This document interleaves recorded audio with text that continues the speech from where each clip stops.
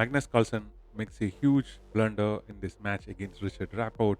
This is the GRENKE Classic and Open Championship here, and Richard starts the game with e4, and Magnus is playing with the black pieces here.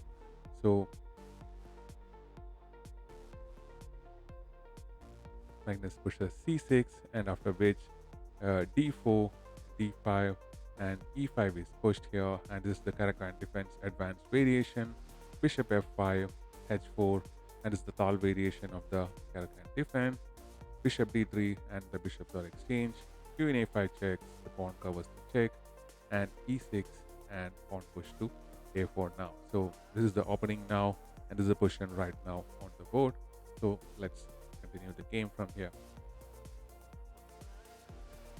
So Magnus pushes for c5, looking to uh, uh, to break this pawn chain and create some problems and weaknesses in the white camp. So uh, Richard goes for the capture here.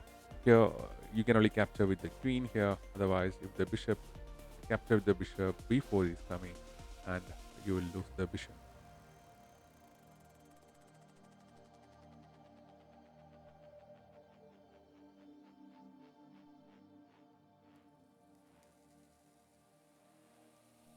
Magnus is taking his time.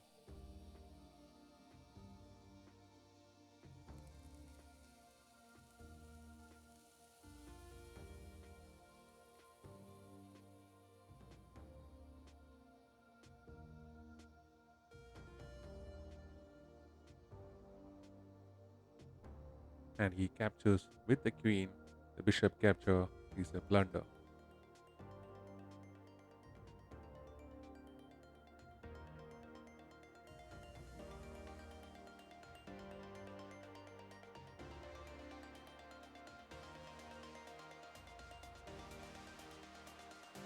Richard brings his knight out to f3, develops the knight and protects the pawn here, this isolated pawn in the center.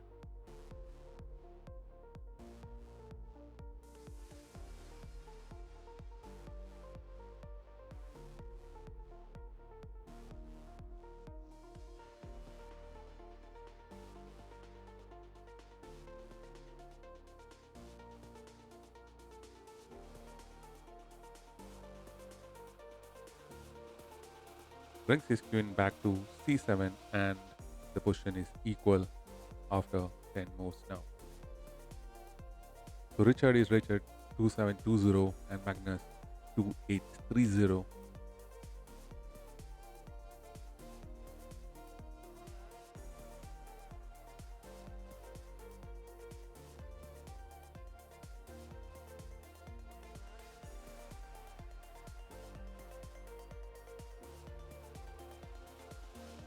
Brings his knight to a3, and Magnus still got all his pieces on the king side of the board uh, to develop. Basically, the bishop and the knights are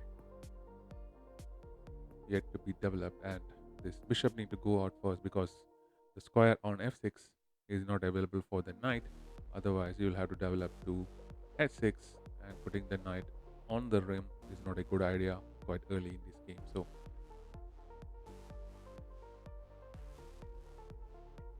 Magnus goes for the capture of the knight with the bishop, and Richard recaptures with his rook, developing the rook and bringing the rook up in the game.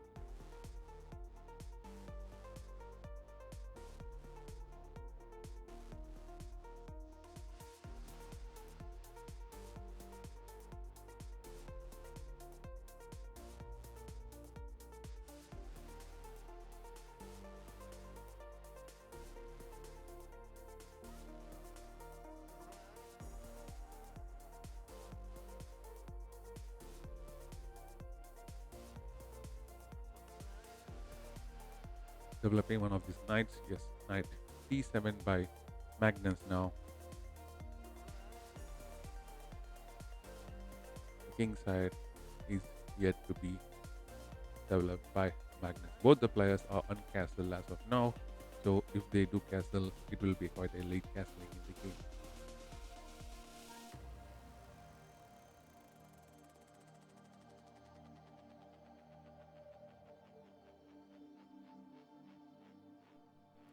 Richard castles on the king side, castles on the 13th move, and Magnus brings his knight to e7, getting ready to castle himself as well.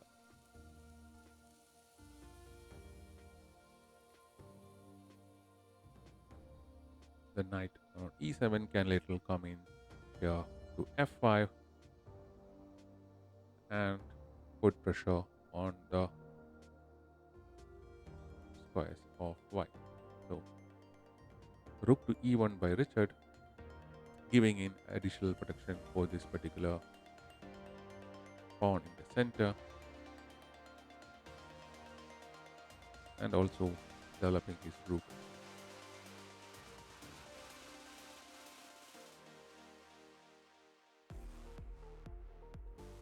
Magnus brings his rook to c8 onto this semi-open c file, forming in this battery with the queen. So the queen can come in here to c4, look for a queen trade. The rook will come up the board, then attack on the both sides of the board, castles, and double up the rook here. So Richard brings his queen back to d1.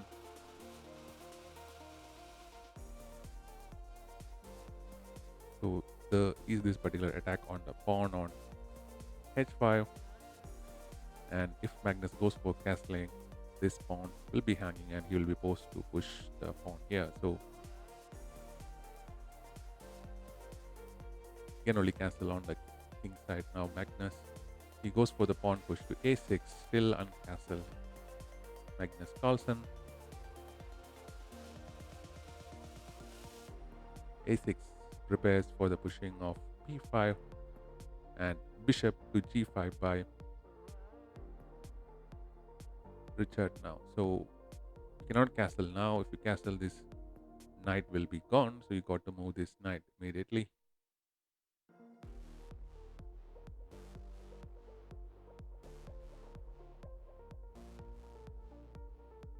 And Magnus brings the knight to g6.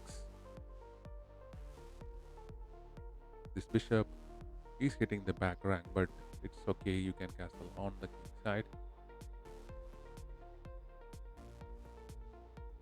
a5, not allowing the pushing of b5 now. And Magnus now goes for castling on the king side. Pretty late castling as of the 17th move.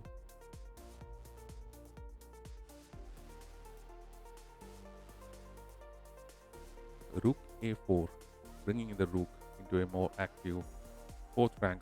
Is pretty much open here.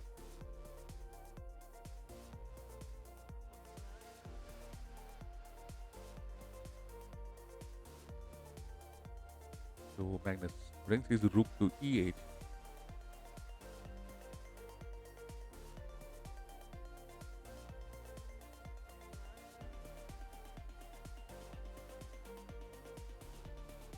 Rook d4 now, bringing the rook around.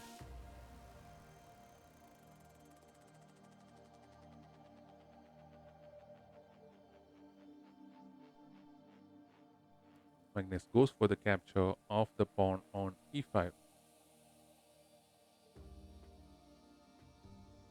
There is compensation, you can capture this pawn back. That might be the idea, to exchange off these pawns like that. The pawn on a5 is also hanging.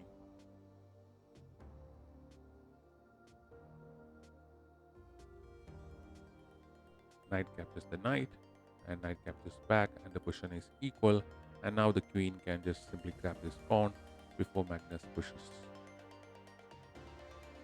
d6.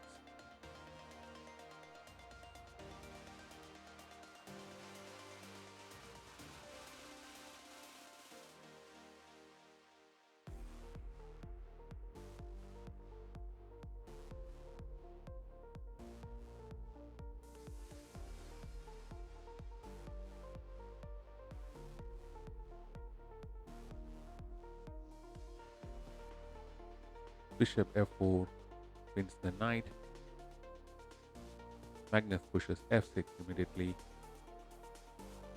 protecting the knight, and allows the queen to move, and without this pawn move, the knight move wouldn't be possible. So Richard now grabs the pawn on h5.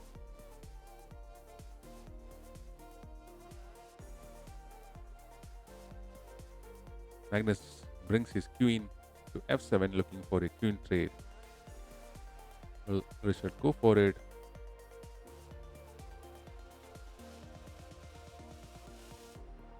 He goes for the queen trade and knight recaptures here. So it's very important that you recapture with the knight, otherwise the bishop can capture, pawn recapture, and again you lose a pawn.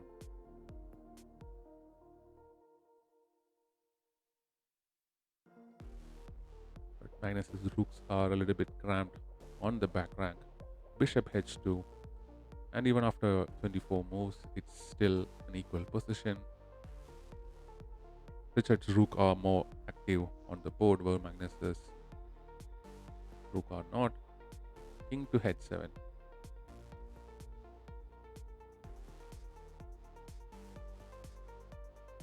So pawn push to g4, looking to storm the pawn structure on the king side.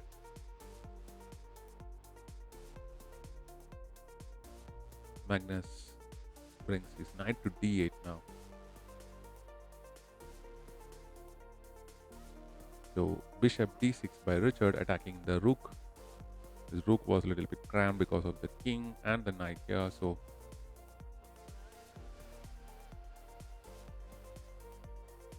brings in some activity into that bad rook. So rook to g8 now.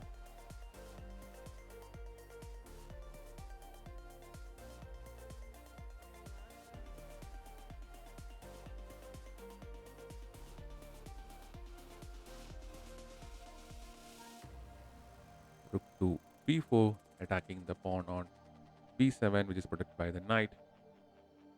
This knight is also protecting the pawn on a6.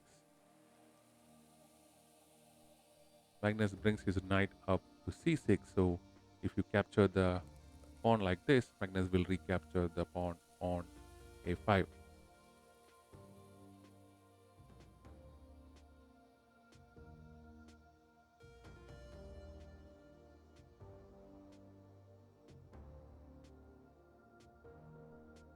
So the rook is under attack and got to move. The rook moves to d7.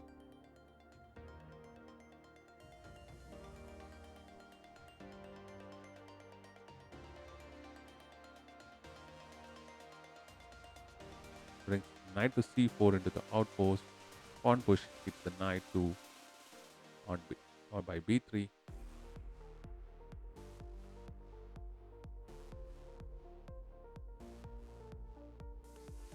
Well, this is a very good knight to have. If you can come to d2, you can go back here to e4, but still this pawn push is hitting the knight. So Magnus brings his knight to d2.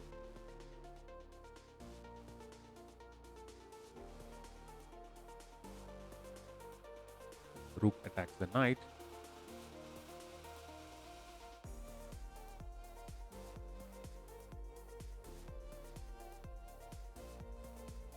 Captures the pawn. Magnus got that pawn now.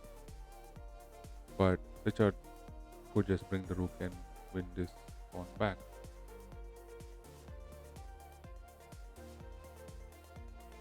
So he brings his bishop. The idea is to capture this pawn because this pawn is pinned, so the king got to move. Magnus immediately moves his king to h6. Good move actually. So king to f1, bringing the king closer to the center.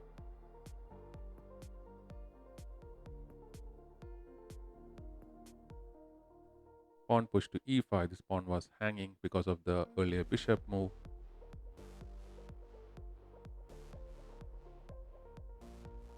Rook to b2 now, attacking the knight. Knight to a5 by Magnus.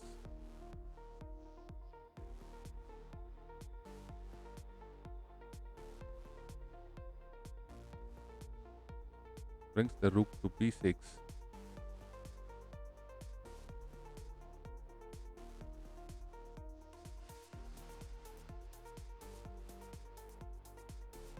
Magnus brings his knight to c4, attacks the rook, but he can simply grab that pawn back by grabbing the a6 pawn.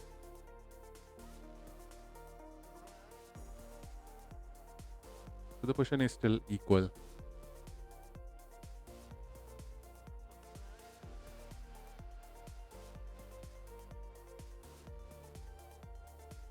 So rook a8, looking for this rook trade. Magnus now will Richard go for the trade and bring the rook onto the a file. Yes, and Magnus brings his rook to the a file, and now this pawn is grabbed back.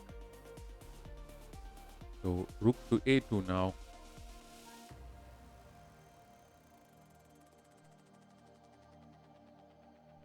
Bishop comes to c5.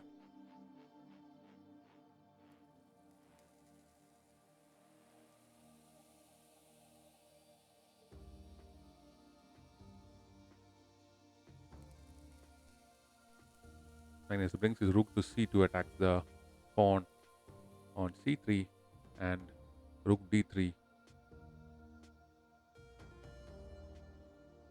When Magnus blunders by bringing knight d2, and he immediately sees that he blundered, because after this capture, if you recapture, the bishop will come with the check and you will lose the rook, and along with that the game as well. So a big blunder by Magnus Carlsen, one of the greatest players of all time. Thanks for watching. We'll be back with more such videos.